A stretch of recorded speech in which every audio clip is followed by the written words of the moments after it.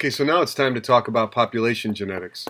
Population genetics was born after Charles Darwin had passed away in the 1880s, and it was the rediscovery of Gregor Mendel's work in 1899-1900 that allowed population genetics to be born.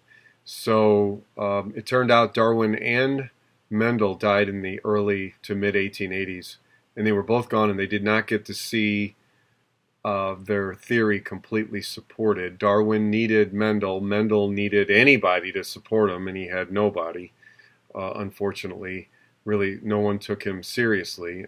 Science wasn't quite ready, and he was not a great player in the story of science at the time. He didn't have any credentials to back himself up, so nobody took him seriously. So let's take a look at what this natural selection, population genetics, theory is all about. So natural selection, the idea is it acts on phenotypic variations in populations, but phenotypes are determined by genes, which are like the chemicals that are in the cells of our bodies that we inherited from our parents that allowed our bodies to be built the way they are. The proteins that you make, each individual human being represents a kit of proteins that are being made, and we all subtly differ from each other because we all have slightly different protein kits. Ultimately, gene pools are the collection of the genomes within a species population that are shared through reproduction. So a gene pool is all the genes on all the chromosomes in all humans on the planet. A genome is just the genes in one individual human being. Alleles are the different varieties that a gene may take. So for flower color in peas, there are red alleles for red flower color and white alleles for white flower color. Those are two different varieties of the flower color gene. The flower color gene is a piece of DNA on a chromosome in the flower cells. The different varieties of those genes, like red and white, are called alleles.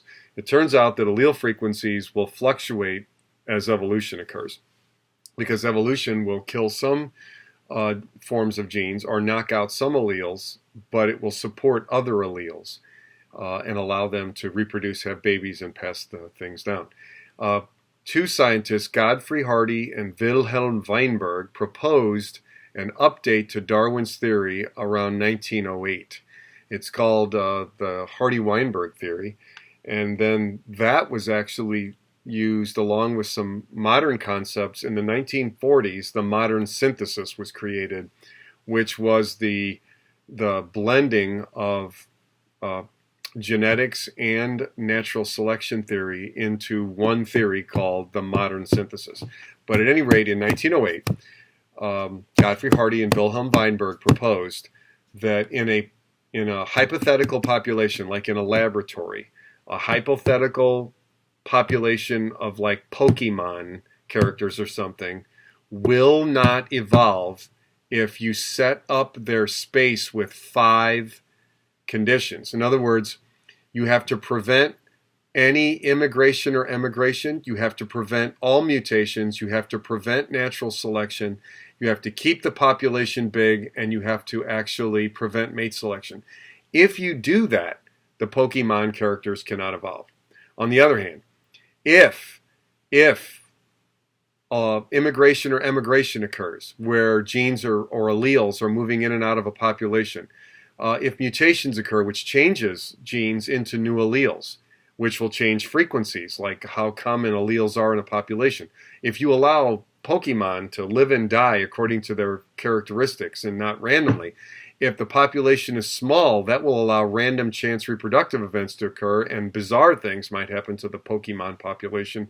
And lastly, if you allow mate selection to occur, where females are picking males or males picking females, the Pokemon population will evolve.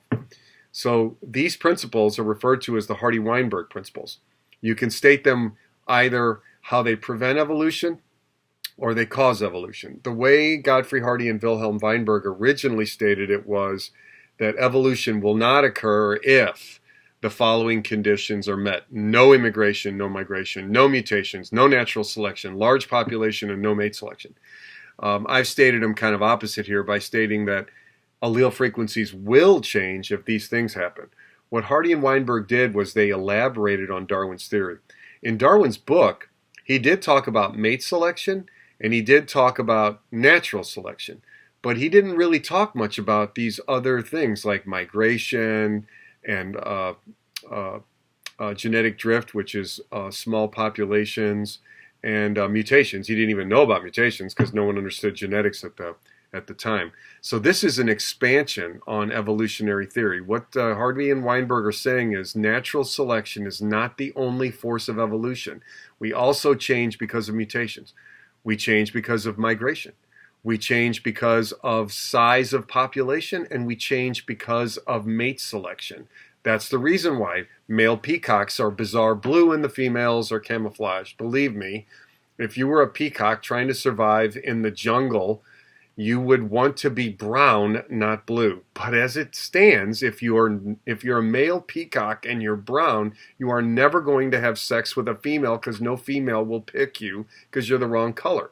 Mate selection caused the male of the species to get the bizarre blue color. Now, if a population is large, has random mating, no gene flow, natural selection or mutation, it cannot evolve. That's what I just got through stating, and that's summarized there. Something that's important to note: the more genetic variation there is in a population, the more resistant it is to decline and extinction. That's because as the environment changes, if you have a number of different organisms with different genes, they're better able to handle the environmental stress. In other words, the individual organisms that are not able to handle the environmental stress, they just die. But the thing is, if there's genetic variety in the population, it's like the brown and the white rabbits. There will always be organisms that will survive the catastrophe, and they will live on to keep the population going.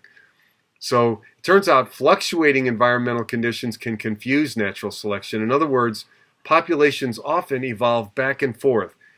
Some years when it's really wet on the Galapagos Islands, finch beaks don't matter, or the beak sizes don't matter much, and beak size will vary. But then in times where there's droughts and there's very few seeds to eat, the finches get really specific beak sizes that are suited to only eating the seeds that are available. All the other finches die because they're struggling and there's only so much to eat. And if you have the right beak, which is a tool, you get to survive and reproduce. Turns out stable and extreme environmental conditions push natural selection in one direction. Stable meaning they're not fluctuating, and extreme meaning like everybody that's really lightweight, or everybody that's really heavy, or all organisms of a certain height, or all organisms of a certain color. Those are the things that actually cause natural selection to go steadily in one direction. Like that's probably part of the reason why the Galapagos Islands, stable but extreme drought caused the tortoises to get large. We're still trying to figure out why that is, but some of it's got to be mate selection and some of it's got to be stable but extreme environmental conditions causing natural selection to push things. Now, the mathematics of the Hardy-Weinberg theory kind of are summarized here. Genes are pieces of DNA that control traits in an organism. It turns out each organism carries two genes for each of its traits. It turns out that most traits have a dominant form and a recessive form. In other words, there's like a dark-haired version and a blonde-haired version of the trait. So tall may be dominant in pea plants, short is recessive. Green pods may be dominant, yellow pods are recessive. Now, we're going to use the variable P to represent the dominant gene frequency, and we're going to let Q represent the recessive gene frequency in the population. It turns out when you add up the frequencies of these two genes, they have to equal to 1. So that's why you see here P plus Q equals 1 for any trait with only two dominant controlling genes. Now, when you square the P plus Q equals 1 equation, you're kind of simulating reproduction in a population. Now, P plus Q equals 1 squared comes out to the classic Hardy-Weinberg equation, P squared plus 2PQ plus Q squared equals 1. P squared represents the frequency of homozygous dominant offspring. 2PQ represents the frequency of heterozygous offspring. And Q squared represents the frequency of homozygous recessive offspring. So to summarize, P is a gene frequency. Q is a gene frequency. P squared is an organism frequency. That is, all organisms that are big A for a trait. They're homozygous dominant. 2PQ, that's the heterozygotes. Those are the big A, little a organisms. 2PQ represents their frequency. Q squared is the frequency of little a, the homozygous recessive frequency. So now we need to talk about the calculations in a specific problem of Hardy-Weinberg population genetics.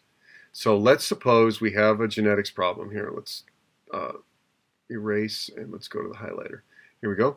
Below is an example. It says how Hardy-Weinberg math can be applied to a population. Let's suppose we got 500 wildflowers out growing in a pasture. There are 2 alleles in the flower population that control their flower color, CR and CW.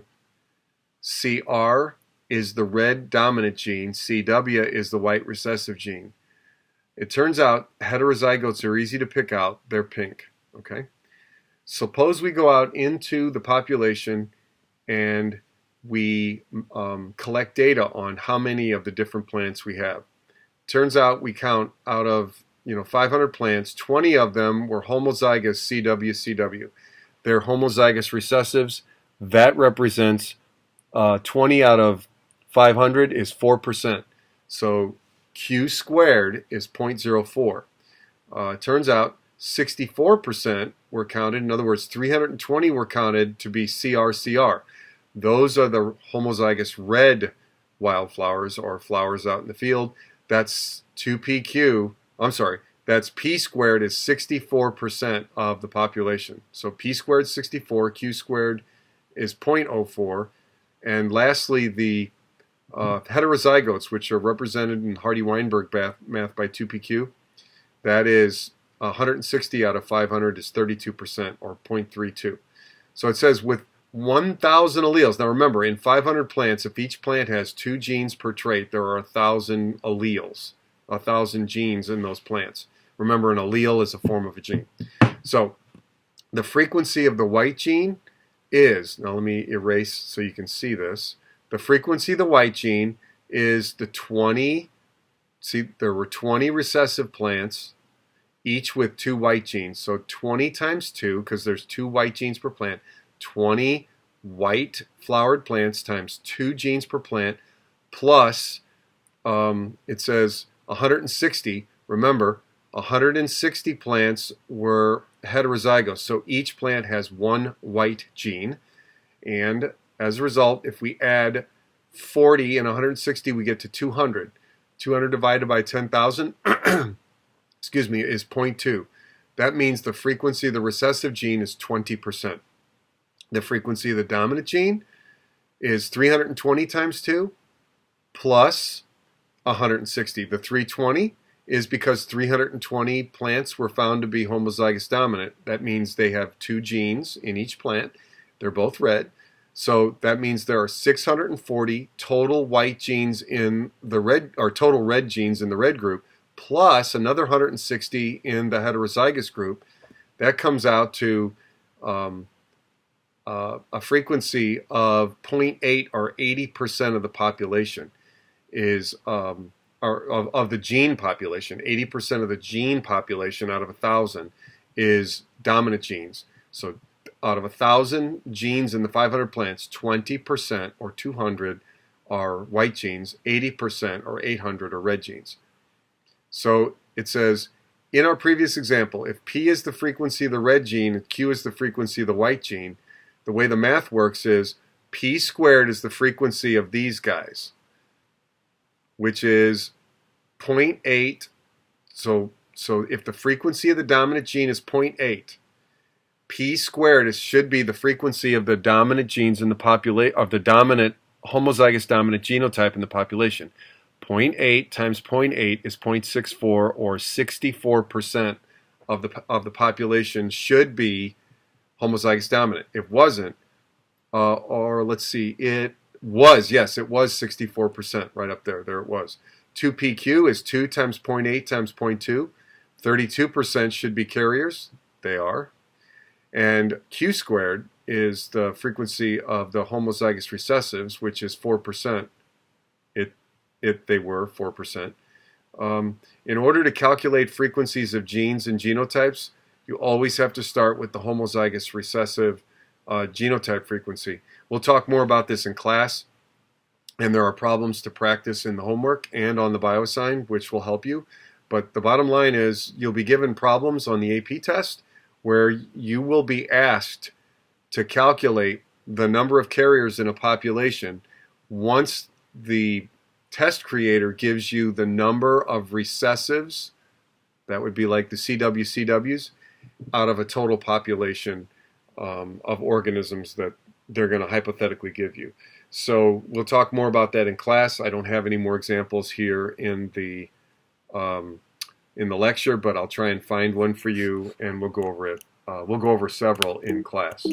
So now let's talk about the funny white or albino squirrels in Olney, Illinois. Olney, Illinois is, I think, about 100 miles east of St. Louis in south central Illinois. Between 1970 and 1990, Olney Central College students in the Olney, Illinois town studied an unusual squirrel population that had albinos. Albino squirrels are rare. The albino squirrel has white fur and pink eyes. They're protected in the town of Olney because they're kind of a tourist attraction. What they did was they used Hardy-Weinberg calculations to analyze how the gene frequencies of the squirrel population were changing from year to year.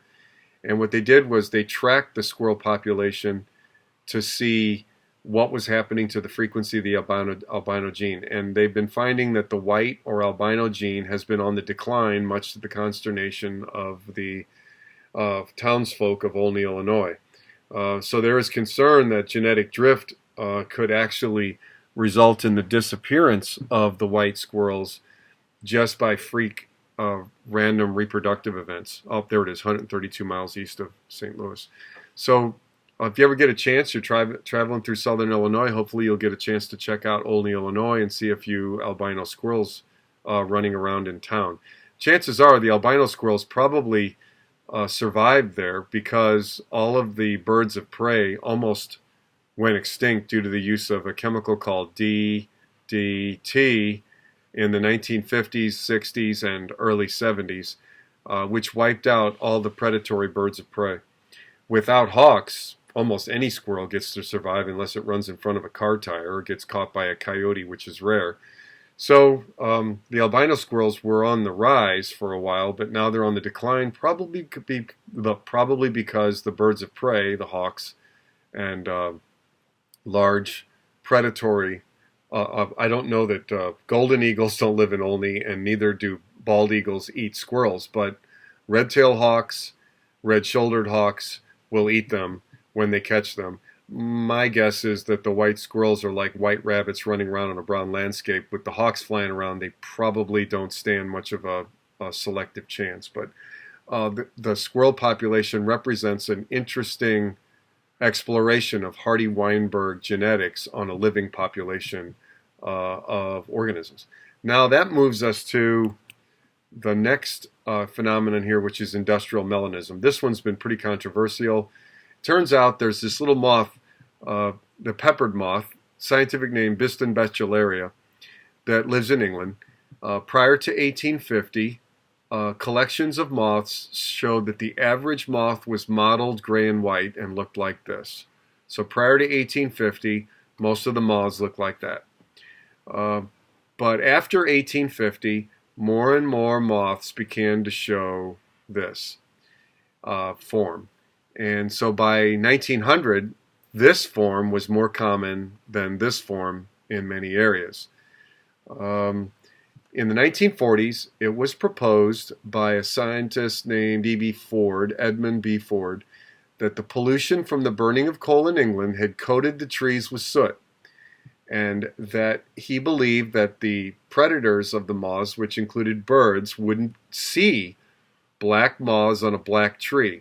And as a result, the black moth had a selective advantage over the gray moth, or the mottled moth, under those conditions. So in the 1950s, Bernard Kettlewell, another scientist, tested the hypothesis using an interesting ecological research tool called mark release recapture, where if you release 500 moths that are of this variety and another 500 of this variety, and then do random recapture, you should get equal amounts of moths in your capture nets, provided they're each surviving equally. Well, he tested this, and it turned out in polluted areas, he always caught more black moths than the gray ones, but in rural areas where the trees weren't black, like this one, he found in his capture nets more of the mottled moths than the black ones. If you look carefully on this tree over here on the right, this is a light-colored peppered moth. This is a dark-colored peppered moth. And on a native tree that's not covered with soot, the black moth is easier to see and probably eat if you're a predator looking for it. Since the Clean Air Act, England's forests have been becoming less sooty, and the gray moths are now appearing in the population more frequently. Eventually, the black moth will become incredibly rare again.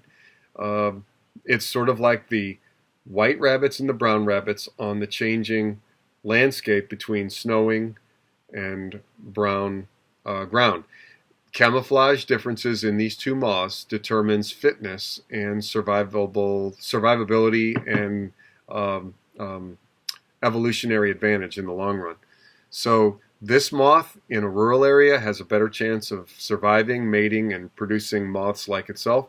This moth in an urban area has a greater chance of surviving, mating, and having babies that look like it. So what you need to take from this is that the environment is what determines which of these two moths is going to be fit, not the moths themselves. The moths themselves are simply strategies for a landscape. Which strategy is going to work is kind of up to the individual moths. That brings us to sickle cell anemia. Sickle cell anemia is a disease that is it's a disease of hemoglobin in humans. Hemoglobin is an oxygen-carrying pigment in red blood cells. We'll talk more about this later in the course. Hemoglobin molecules have two basic proteins usually in them, HbA and HbB. Oops, no, that's certainly not correct. HbA, HbB. The HbA is alpha hemoglobin, the HbB is beta hemoglobin. A hemoglobin molecule consists of 2 alpha and 2 beta proteins. And I'm explaining that up here. It says each hemoglobin molecule consists of 4 proteins, 2 alpha and 2 beta. The normal homozygous dominant individuals have 2 alpha and 2 beta proteins in the hemoglobin. If you have sickle cell anemia, it depends. If you are homozygous for sickle cell anemia, you can't make beta hemoglobin protein. Instead, you make hemoglobin S, HbS. HbS is different than HbB. It turns out that if you're homozygous for sickle cell anemia, you'll probably die of sickle cell anemia because all of your hemoglobin is half alpha, half sickle. That causes metabolic problems in your bloodstream. If you're heterozygous, though, only half of your blood will be this, the other half will be this, and you'll be okay. So it turns out that this has been intensely studied as to why such a freaky mutation would exist. If you look at the diagram that's down here, the normal red blood cells are like perfectly round. They slip through capillaries very nicely because they're just like they're almost like donuts. There's almost a hole in the middle, but there's not quite a hole. They're basically, they call them biconcave discs. They're like little hockey pucks that are pressed in at the middle right there, and that part almost touches on the opposite side.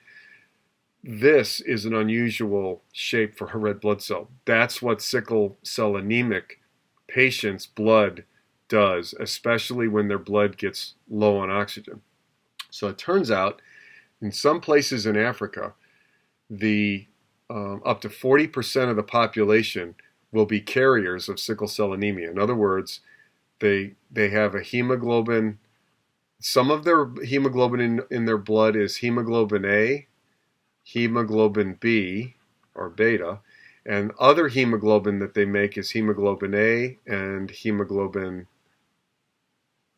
S. You can see my handwriting is kind of appalling. It turns out, and by the way, Anthony Allison, a British medical doctor, first proposed this theory in the 1950s.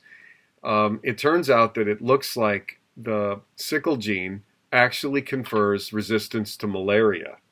So if you are living in Africa and you have the sickle gene and you're heterozygous, meaning you're not going to die of sickle cell anemia, then you are immune to malaria and malaria can't kill you. On the other hand, if you are a person that just makes normal hemoglobin, malaria kills you. If you are a person that only makes sickle hemoglobin, sickle cell anemia kills you. Possessing one gene for SCA confers fitness advantage on the people that carry it, and natural selection will preserve you, and you'll have babies that also carry your gene. So it turns out that if you have sickled hemoglobin in your red blood cells, when the cell sickles, the parasites die inside the cell. The parasites being malaria. And malaria is a real problem in equatorial regions around the world.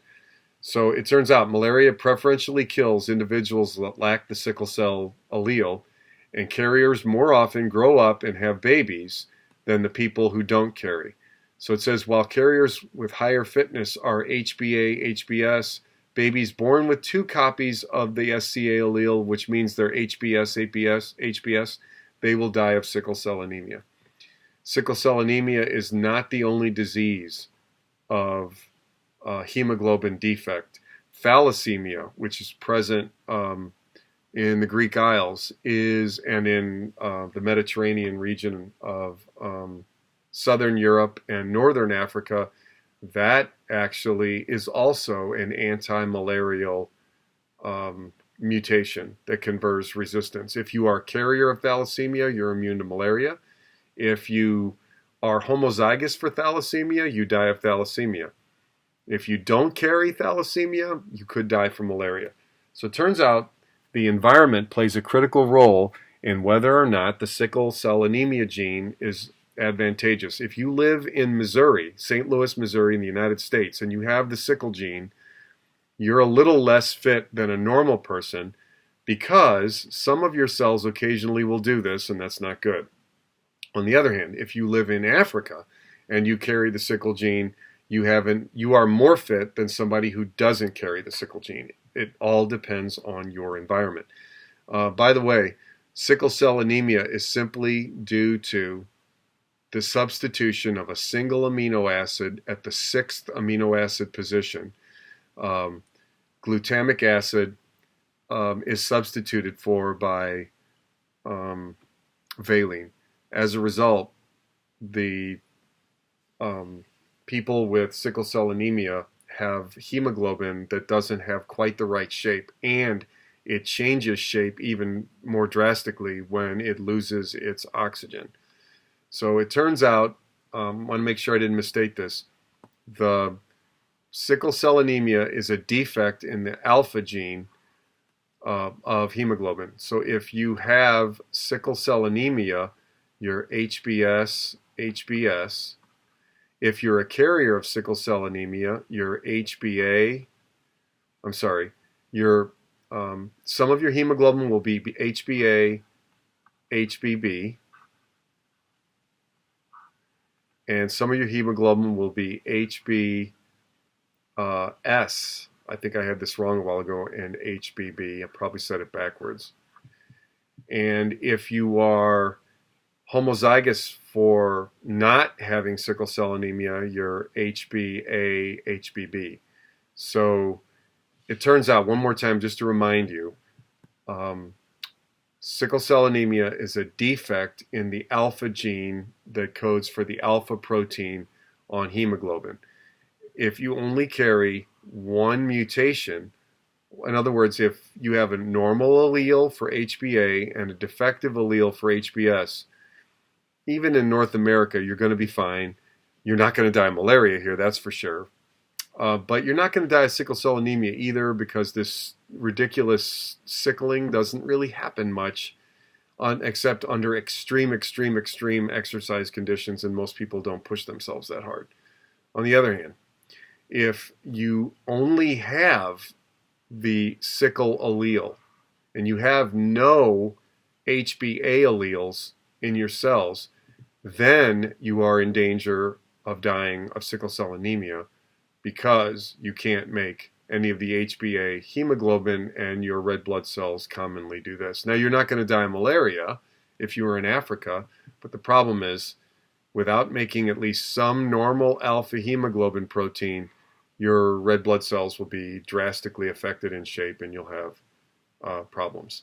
So sickle cell anemia represents an interesting story in the story of evolution. Now, the last topic, or topics to talk about here, some evidence for evolution, drug resistance. Bacteria in a population exhibit genetic variation just like we do, and if you hit bacteria with an antibiotic, the bacteria that are vulnerable to the antibiotic all die, but the few freakazoid bacteria that are not vulnerable will actually then grow. And if you don't take your antibiotics all at once the way you're supposed to, what will happen is you'll leave enough resistant bacteria alive that your white blood cells won't get them all, and a drug-resistant version of the bacteria will begin to grow in you. And then you become a nightmare petri dish of bacterial lethal, entities, and then you can transmit those to somebody else, and then they can get really sick. So understanding that bacteria all vary in their traits, and their traits are inherited, the resistant bacteria will end up growing in an antibiotic environment to make antibiotic-resistant strains. And because of the indiscriminate use of antibiotics, we now have methicillin-resistant, this is MRSA, which is really scary, can dissolve your flesh. And we got vancomycin-resistant now, Staph aureus, which is VRSA. I've seen even now in current modern times, people have had limbs amputated because this bacteria got into a compound bone fracture, and the doctors couldn't save the patient even with vancomycin.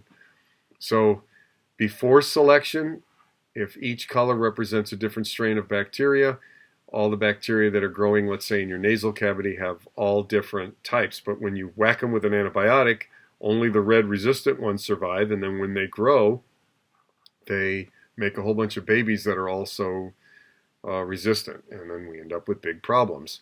So let's now scroll past and go to the last thing. I believe this is the last topic, before we get to evidence.